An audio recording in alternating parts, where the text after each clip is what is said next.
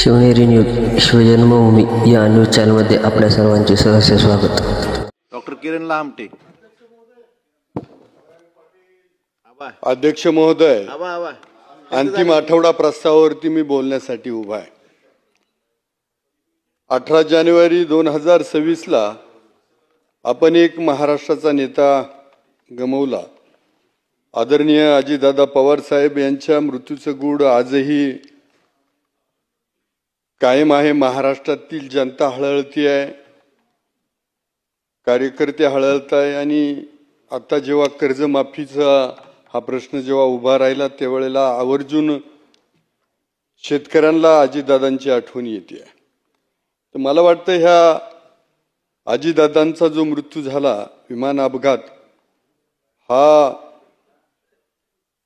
कृत्रिम अपघात होता की खरोखर अपघात होता हे महाराष्ट्राच्या जनतेला कळालं पाहिजे. त्याबद्दलचं निवेदन आदरणीय मुख्यमंत्री महोदयांनी सभागृहामध्ये करावं आणि महाराष्ट्राच्या जनतेला ती माहिती अवगत करावी. जर तो अपघात असेल तर तो कुणाच्या हातात नव्हता, परंतु जर हा कृत्रिम अपघात असेल, हा घडून आणलेला प्रसंग असेल तर त्यावरती कठोर कारवाई झाली पाहिजे. कारण आदरणीय उपमुख्यमंत्री सुनेत्राताईंनी पती गमावलाय, पार जैन त्याचे वडील गमावलंय, महाराष्ट्राने एक नेता गमावला याचं दुःख, आणि देवेंद्रजींनी त्यांचा मित्र गमावलाय. त्यामुळं जशी सगळीच मागणी करतायत तसं ह्या महाराष्ट्राच्या जनतेच्या वतीनं आणि सत्ताधारी पक्षाच्या वतीनं आम्ही पण मागणी करतोय. आज थोडासा कालपासून पाऊस थांबलाय.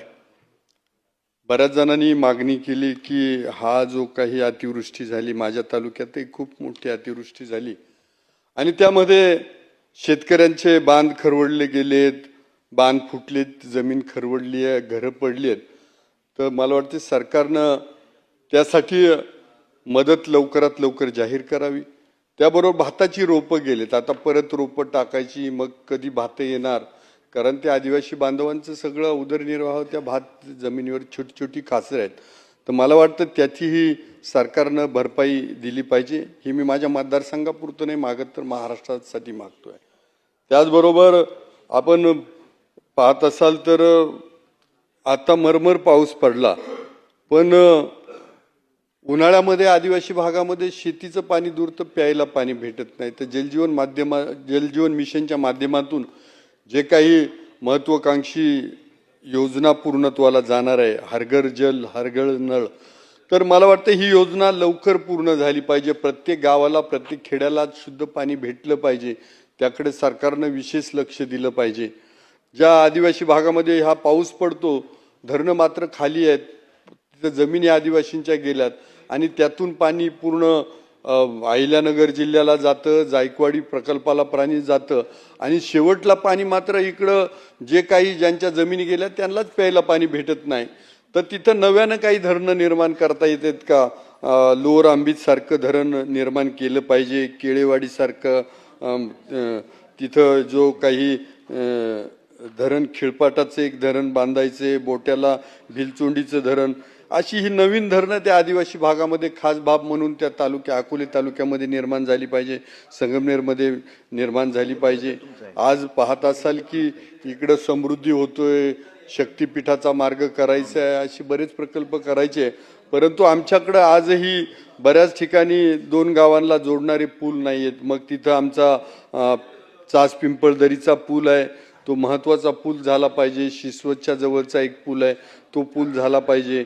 त्याचबरोबर आज जे काही रस्ते आहेत ते आता पाऊस पडला इथपर्यंत ठीक आहे, परंतु माझ्याकडं हॅमच्या माध्यमातून एक रस्ता मंजूर होता बारी संगमनेर, तो झाल्यापासून उखडतोय. झाल्यापासून मी 3 वेळा लक्षवेधी टाकल्या, परंतु लक्षवेधीलाही ठेकेदार दाद देत नाही. आता त्या रस्त्याची चाळण झाली आहे. आता जेव्हा अतिवृष्टी होती तर इकडं अधिकाऱ्यांना किंवा आम्हाला खाजगी JCB न्यावे लागले, ठेकेदारानं त्याच्याकडे लक्ष दिलं नाही. आणि तो रस्ता सगळा आम्ही साफ केला, दरडी कोसळल्या होत्या त्या बाजूला केल्या. मला वाटतं असा हा जर ठेकेदार असेल तर हा पहिला ब्लॅकलिस्टेड केला पाहिजे. तर त्या दृष्टीनं पण सरकारनं त्याच्यावरती कारवाई केली पाहिजे. बाकी भंडारदरा धरणाला 100 वर्ष पूर्ण झालेत का जे भंडारदरा धरण अकोले तालुक्याचा तहान भागवते, पण त्याच्या बाजूचा जो रिंग रोड आहे तो अजूनही पूर्णत्वाला गेला नाही.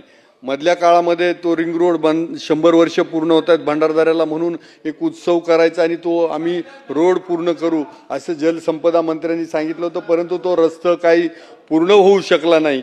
तर मला वाटतं त्या दृष्ट्यातनंही प्रयत्न नाही, त्याच्यासाठी निधीच दिला पाहिजे. नाहीतर भंडारदरा उत्सव 100 वर्षाचा करण्याला काही अर्थ राहणार नाही. म्हणजे माझी या निमित्तानं ही पण मागणी आहे की त्या भंडारदऱ्याच्या परिसरातला जो रस्ता आहे त्याला आता 30-40 कोटी रुपये टाकले तर तो पण रस्ता पूर्णत्वाला जाऊ शकेल. त्याचबरोबर पिंपळगाव खांडचं जे धरण आहे त्याला आदरणीय लोकनेते अजितदादा पवार साहेब यांचं नाव देण्यात यावं, ही पण माझी एक मागणी आहे. त्या निमित्तानं इथं आदरणीय उद्योगमंत्री बसलेले आहेत, माझे MIDC त्यांनीच मंजूर केले. मंत्री महोदय तुमचं मनापासून धन्यवाद. परंतु बाकीचाही जो प्रश्न आहे तर आता पुढचा प्रश्न मार्गी लागला पाहिजे. जागा अधिग्रहित झाली, कंपन्या आल्या पाहिजे, उद्योग निर्माण झालं पाहिजे अशी मी या निमित्तानं मागणी करतो. माझा तोलारखिंडचा बोगदा जो बऱ्याच वर्षापासूनची मागणी आहे, 40-50 वर्षापासूनची, तर तो पण प्रश्न मार्गी लागावा. या निमित्तानं मी आदरणीय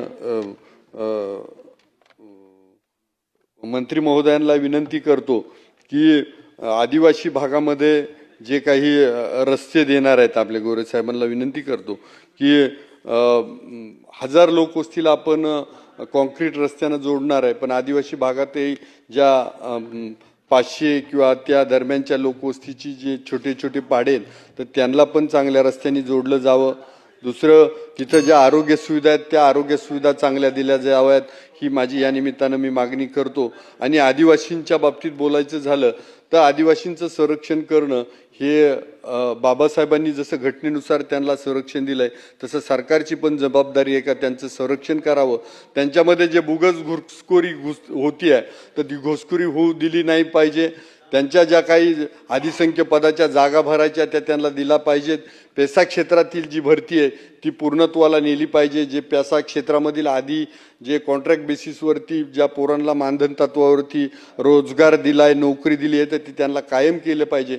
आणि आदिवासी बांधवांचं संरक्षण सरकारनं केलं पाहिजे. सरकारनं त्यासाठी खास उपाययोजना राबवल्या पाहिजे.